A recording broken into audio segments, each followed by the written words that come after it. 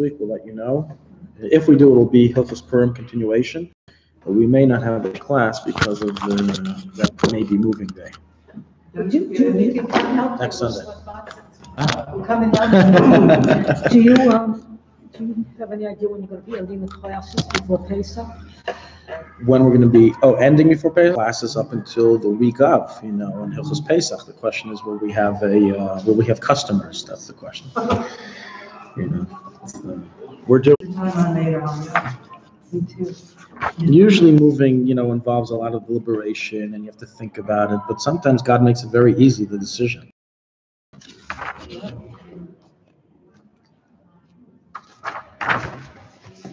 Okay, so I wanted to first, we finished Birchas Hanenin last week, and I want to just give a little bit of an overview of some of the extracurricular Birchas Hanenin subjects that still remain, and they're not food. So what I meant is all food-related Birchas Hanenin subjects, blessing subjects, we covered, at least in a summarized version in the class.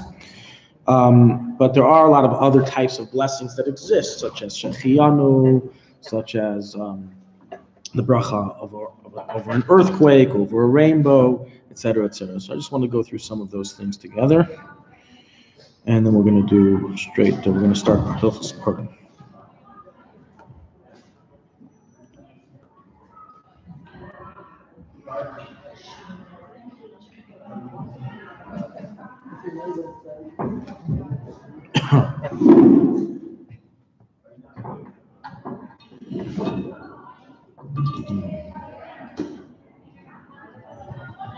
Okay, let's start with Besamim. So as we know, just like we say a blessing prior to benefiting from eating a food, consuming a food, so too a person is required to say a blessing prior to smelling something that smells good. Now it's not the same level as eating, meaning someone who eats without a bracha is a lot more severe than someone who smells without a bracha. Because he's consuming, he's benefiting, it's real benefit of the body. That's why we say a bracha achrona after we eat. No one says a bracha achrona after they smell, right? But nonetheless, smelling is also a benefit that requires a blessing to be said. So let's go through some of the rules. So first of all, there's three types of blessings, three nuschos, or kinds of blessings that exist regarding spices. One is reserved for spices that grow on a tree-like area or any area that contains a bush. For example, that's atzei b'samim. For example, what would fall onto that? For example, rosemary. Rosemary is not a tree; it's a bush, but it's atzei b'samim. You would say the bracha Baruch Hashem, Kenu Melech Haolam, Beirei atzei b'samim. Then we have soft stalks like herbs that smell good, and that would be isvei b'samim. Who can give me an example of an isvei b'samim? Maybe it's in her teacup. I don't know what that is, but it looks like it is to me. Mint. Is that mint? That's isvei b'samim. Mint is isvei. Baruch Hashem Kenu Melech Haolam, Beirei isvei b'samim. It's. What's the distinction between that and the rosemary? The difference is that one grows on a soft stalk, one grows on a hard stalk. Rosemary is hard. The stalk is hard. So you don't say eitzei or something? On rosemary, yes. Oh, I didn't understand. If it's a hard stalk, then we consider it's much more lenient than the laws of Bayer Priya Eitz. Don't use the same distinctions of the Eitz versus Adama regarding spices. By Eitz versus Adama, there's a three-way dispute, and some say even banana trees are not trees. Right? We had that whole discussion. We say bananas, okay. But regarding atzei b'samim, regarding the spice bracha for tree spices, we're a lot more. The bar is much lower. If so long as it's growing on a hard material like rosemary bush, it's atzei b'samim. They have a whole bunch of rosemary trees all over the place. So. Right. I'm just thinking it's kind of subtle because part of the stem of the rosemary bush you can use. But it's a tree. It's hard. It's bark. It's bark. I've had one in my game for 11 years. I trim it back every year, but it's got the real. There's hard bark. The point is, there's hard bark as opposed to mint, which is a leaf. Yeah. It's a leaf. Okay. So meaning a leaf that's not. Bottom line, we say isvei b'samim on mint. You can take that to the bank. That's so they've used it soft. Yeah, that's the general distinction for you to know. Mint for sure is isve b'samim. I don't know regarding every single mint, how they grow, but I do know that's the bracha we say on it because of the way it grows. And atzib b'samim is, as I said, like rosemary and things like that. We'll go through some more examples of what would be the distinction. But then there's one more bracha that exists, and that's, of course, mina b'samim. Mina b'samim is basically said that anything that's not from the ground, okay? So it doesn't grow on a stalk, it doesn't grow as a plant, but it's a spice. Who can give me an example of something that would be very mina b'samim? It doesn't grow. It's a spice that doesn't grow from the ground. It doesn't grow. Cinnamon, it would be, so we have a category of stuff that grows from the ground, but we don't say the bracha of atzib b'samim or isve b'samim. Rather, we say mina b'samim, which is cinnamon. You're correct. But not because it doesn't grow on the ground. Of course, cinnamon does grow on the ground. It's bark. It grows in the ground. It's a tree. But the reason is because its main use is for food-related purposes, not for smell, not for scent. There's a doubt as to whether it should be bari atzib b'samim or it should be asham nasan reach tov b'peiros, which is a fourth bracha. It's really 4 total smell brachas. If I took a lemon off my tree, or I bought a lemon from the store, and I like the smell, I rub it, scratch it a little bit and smell it, you have to say Baruch Ata Hashem Elokeinu. Well, we can say it's cinnamon. So by cinnamon, it's a dispute. A lemon, everyone agrees the main purpose of a lemon is consuming it, okay, not the smelling. It's just, you get an additional smell benefit as well. God gave you 2 presents in one.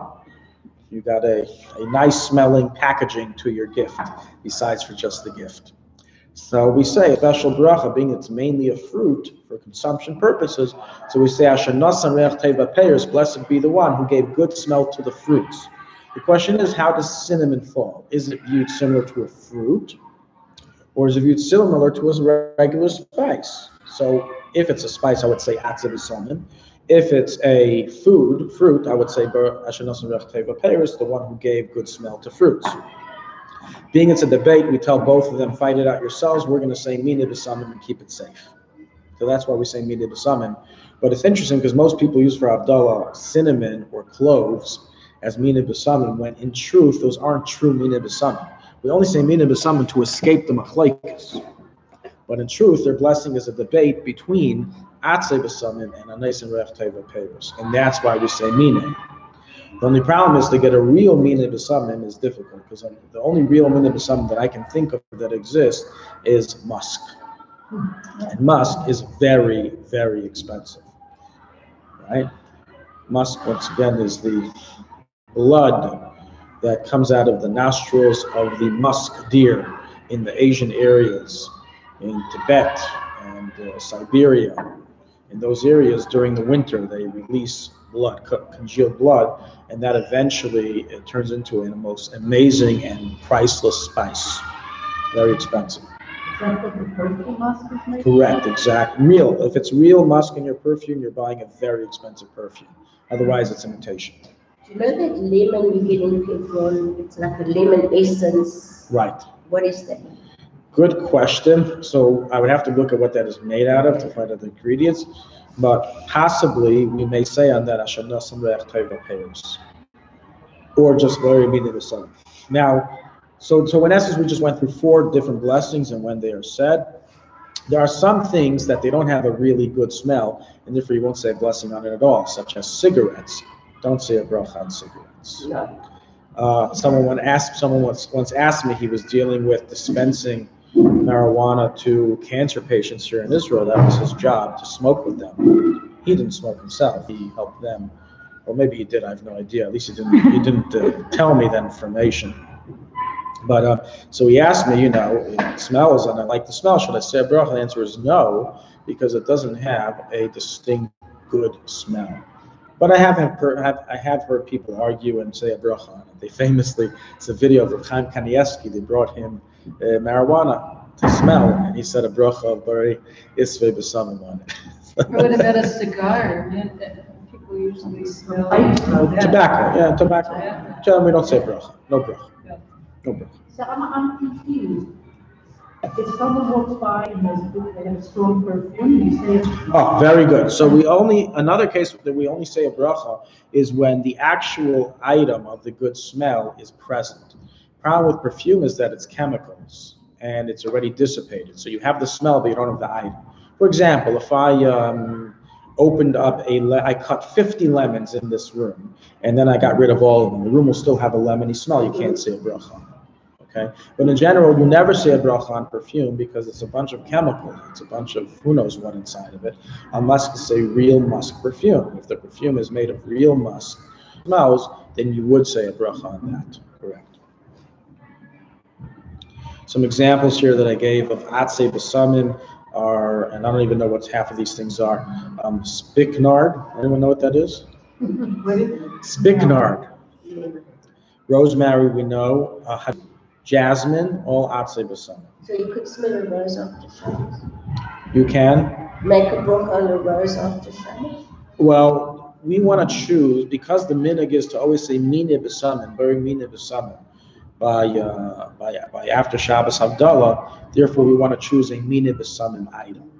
Now, I said, unless you got some musk around, you don't have one. So your other best bet is what? Cinnamon or cloves, and that's what Klal Yisrael does. We use cinnamon or cloves. Another example of no blessing, it would be plain tea over regular tea bags, or even if you got the dry tea leaf, you can't say bracha. But if you have herbal teas, which is real herbal teas, let's say 100% mint, then you can say a bracha on it because it's mint. That's what it is. It's like a tea. It's like a besamim bag. So you can say isve besamim on it. If you have other types, you can say whatever bracha belongs to it. You can say on it.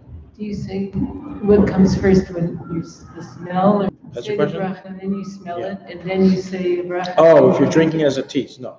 So by a tea, it would be like this. You would need to lift up the tea bag to your nose to be allowed to say a bracha over it. It doesn't suffice to just have a good smell inside your tea. You'd have to physically pick up the tea bag and bring it close enough to smell, and then say a bracha. It's like when you open the bag, you smell it, you say the bracha, and you smell it. Well, you may not know what it smells like. Maybe it's off. But yes, in general, you have to bring it. If I'm opening the bag for the sake of dispensing it, I can't do both. I can't also open it for the sake of dispensing and all for the sake of smelling. So first I'll open for the sake of dispensing, I'll dispense it, and then I'll bring it to my nose to smell and say a bracha. There are certain things that we have a doubt whether a bracha should be said, and therefore it's brought down that you shouldn't smell them at all. Avoid smelling them, which is really tough because some of these things are really good. Coffee. Yeah. Coffee, it's a machlekes, if you should say atzei b'samim, say or no bracha at all, because it's just used as an eating spice, used as an eating food. So it's a machlekes of whether such a smell deserves a bracha at all, and therefore it's brought down that you shouldn't smell coffee, and that's a tough one. Now, that doesn't mean you have to walk around with nose plugs, okay? It just means you smelled it, don't take another sniff. But if you're breathing. Okay, so you're breathing. You don't have to escape the area, right? What if you live next to a coffee? You live next to a coffee shop, or you live next to a coffee factory. You don't have to move, of course. Another case is another tough one: baking products. Okay, so challah baking, it smells very, very good. Okay, you can. So what you smell. But to take extra sniffs and benefit because it's a machlekes. Unless what you can do the following. If you really want to smell it, take some cinnamon, say Baruch Hashem K'mechem, have in mind also the bread or the coffee, and then you can smell it as much as you want until the next time. Meaning, once you have Hesed Chadas, you move your mind from it, then you got to do that again until tomorrow's coffee. And if you are going to eat it after you smell it, which comes first, the smell? Oh. Well, I'm not. What is brought down is that you have to separately bring it to your nose to smell, to say a bracha on smelling, but it doesn't. I'm not aware of it bring down of what to do first, smelling or eating. I guess you can do what you want. Now, very interestingly, the Mar halacha is actually related to Purim, the musk. Involves a Purim, so it's very much related to Purim. We have a discussion in halacha if the musk that we say mineh b'samim on is allowed to be eaten. They would put it in food. Yeah, it would be a great spice for food. You can use it as a spice. Now, imagine if you were told, oh, this is the blood of reindeers. This is the blood of the musk deer, which is very similar to the reindeer. We would say, of course it's not kosher, right? Blood of an animal in my food? Oh my gosh. So this is a major machlokes in Rishonim. Rabbeinu Yaina, he holds that the musk spice is kosher, the mahadrim. How? It's blood. No one argues on what it is. He said that you're right, it's blood, but that's what it used to be. It changed and became a new item, became a new material once it developed into the spice. So its blood relationship has been severed, and therefore not only can you say a bracha on smelling it, or be it very minimum, but you can even consume it. It's kosher. Other poskim argue, but one of the proofs that Rabbeinu Yaina brings is the following. Do you drink milk? How can you drink milk? Milk comes from the blood. So the same way you're going to drink milk under this claim of panim chadashis, that it's a new item, it's been transformed to a new item. So to the musk, it's a new item. So this is a machlekes. Again, I am not aware of musk being added to any of our foods, and you don't need to suspect for that because it costs like $30,000 for like 100 grams. So no one in the right mind would enter that into your food unless they publicize and advertise it. But that would be a debate. If maybe they have the eating festival, maybe in Jerusalem every year before Purim, maybe they have that there. I'm not sure. They have the musk there. Next to the locust. Next to the locust. They have locust there. Yeah. They have everything kosher that you can eat. They even develop kosher worms. I don't know who touches that dish, but it's all you can eat. They only have a special guest list. You have to from around the world. It costs like $20,000 to get in. No, really. It's every year. They have it once a year.